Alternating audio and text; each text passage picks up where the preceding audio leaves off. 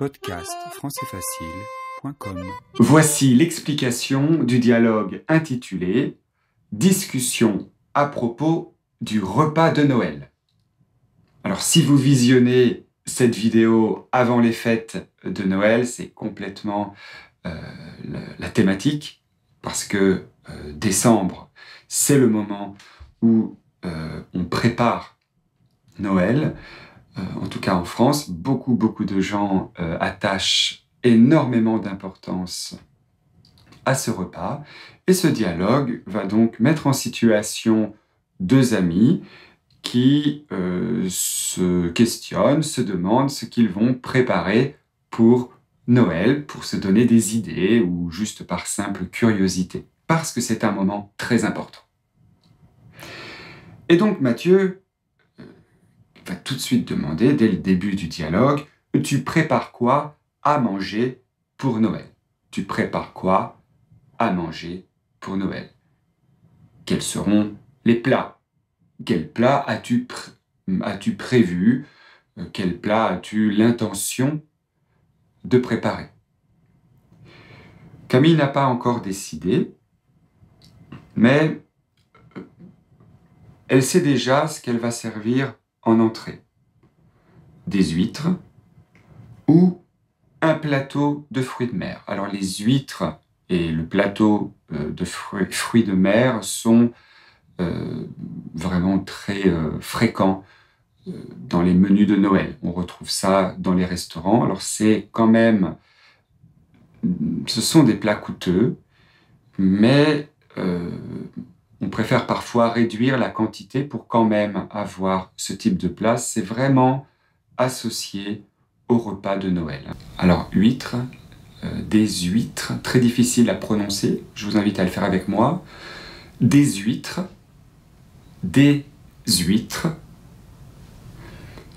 fruits de mer,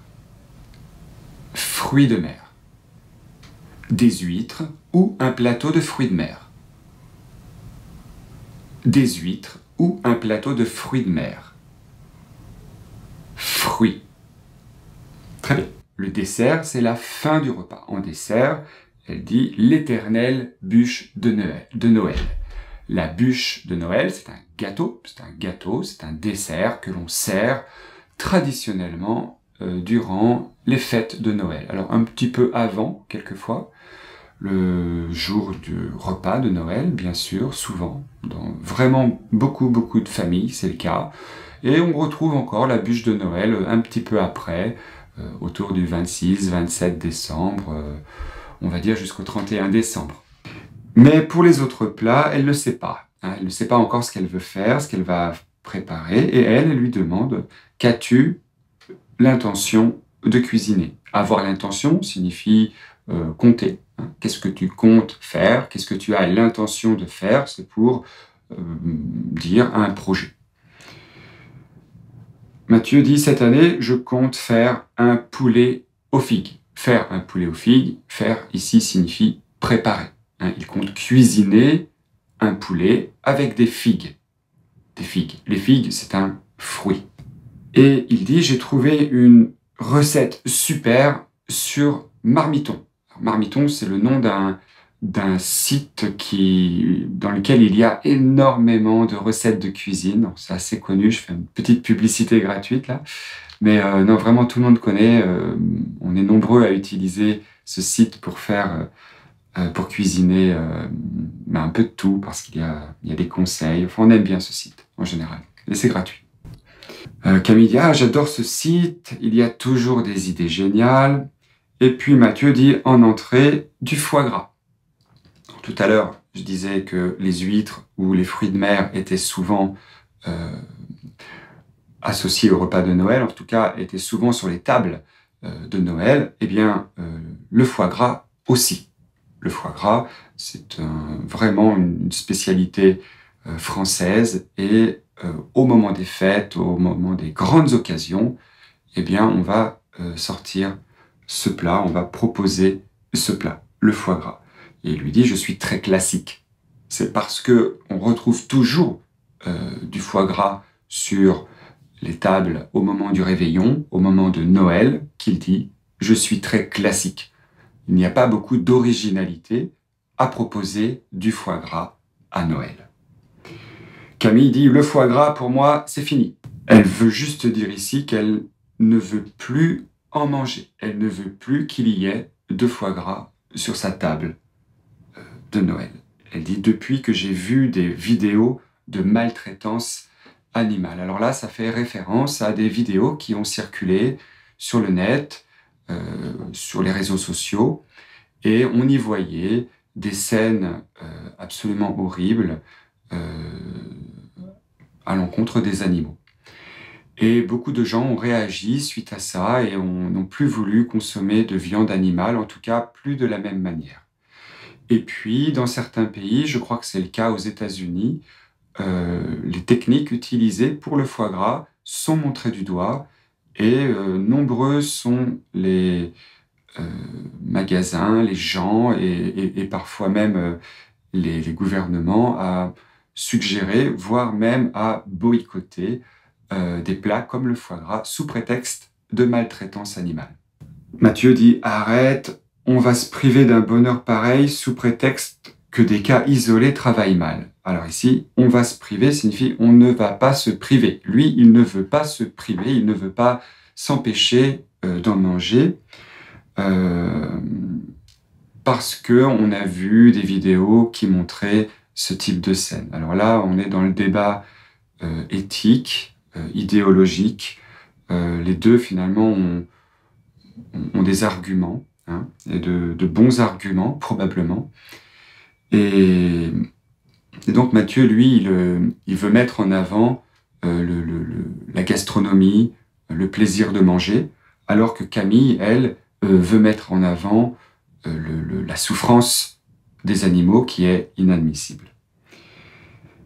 Et donc c'est à ça que fait référence Matthieu, des cas isolés, et donc des cas de personnes qui se seraient mal comportées, et à cause de ces quelques personnes, il faudrait changer ses habitudes, il faudrait se priver de plaisir. Voilà. Et Matthieu donc ajoute, il suffit de se renseigner un peu, donc d'aller chercher des informations sur l'origine et le mode de fabrication des produits. Donc quand on s'informe sur ce qu'on mange, en regardant bien l'étiquette ou en achetant éventuellement ces viandes chez un boucher, un professionnel qui vraiment connaît ces animaux, eh bien, on peut avoir une certaine garantie que l'animal n'a pas souffert. Et Camille dit « C'est ce que je me disais au début, c'est ce que je me disais au début. Au début, elle a pensé comme lui. C'est ce que je me disais. J'ai pensé ça, moi aussi. C'est ce que je me disais. C'est ce que je me disais. C'est ce que je me disais au début. Au début, avant d'arrêter complètement le foie gras, elle pensait de la même manière que lui.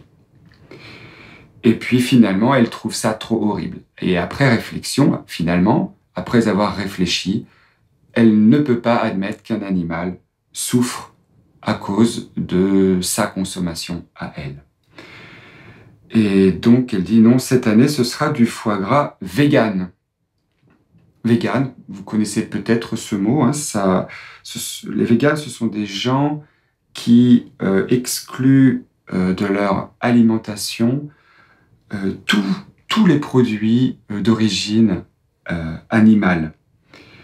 On parle de mouvement vegan, et puis c'est associé à des mouvements comme l'antispécisme. Si ce domaine vous intéresse, je vous invite à chercher sur Wikipédia, par exemple, des infos sur le véganisme, mais aussi sur ce que signifie le mot végétarien et la nuance avec végétalien. Hein, vegan, végétalien, végétarien. Et puis là, après, vous pourrez commencer à discuter autour de ça, mais vous avez besoin d'abord de vous informer. Si ça vous intéresse, c'est quand même assez technique. Après, si vous n'êtes ni vegan ni végétarien, vous allez peut-être rejoindre les arguments de Matthieu. Et donc, elle lui dit, comme ça, je suis certaine qu'on ne fera pas de mal à ces pauvres bêtes. Comme maintenant, elle veut consommer des produits uniquement véganes, eh bien, elle a la garantie que les animaux n'auront pas été concernés. Elle ne sera pas indirectement responsable de la souffrance animale. Et là, Matthieu dit, dis donc, les huîtres que tu manges crues, que je sache. Donc là, il lui fait remarquer que dans son repas, elle mange des huîtres. Et elle les mange crues. Donc, pour quelqu'un qui se revendique de végane, ou bien qui dit qu'elle est contre la souffrance animale, mais en fait qui ne l'est pas, eh bien c'est contradictoire de manger des huîtres. Et Camille, qui est un peu gênée, parce qu'elle n'avait pas finalement bien réfléchi à la portée de ses paroles, elle dit oui. Et Matthieu dit, tu ne trouves pas ça horrible de manger des huîtres crues? Et Camille dit, mais ça n'a rien à voir. Ça n'a rien à voir. Alors là, voilà. Évidemment que ça a à voir, mais comme elle est piquée, comme elle est gênée, elle fait un peu de mauvaise foi. Et Matthieu lui dit, je crois au contraire que c'est exactement la même chose. Donc là, ici, ils se querellent gentiment, et finalement, comme Matthieu se voit reprocher de manger du foie gras, eh bien, il trouve une parade pour lui dire que ce qu'elle fait finalement, eh bien, c'est exactement pareil que lui. Il n'y a pas de bon comportement dans ce cas. On va jusqu'au bout ou pas. Enfin, c'est ce que lui sous-entend, c'est ce qu'ils sous-entendent tous les deux. Voilà, c'est tout pour ce dialogue. Je vous invite à présent à le réécouter. Si vous avez écouté cette vidéo sans écouter le dialogue, c'est-à-dire que vous êtes uniquement sur YouTube, alors accédez via le lien qui est sous la vidéo, et vous pourrez ensuite écouter le dialogue, profiter des questions, des réponses et de tout le matériel disponible autour de ce dialogue.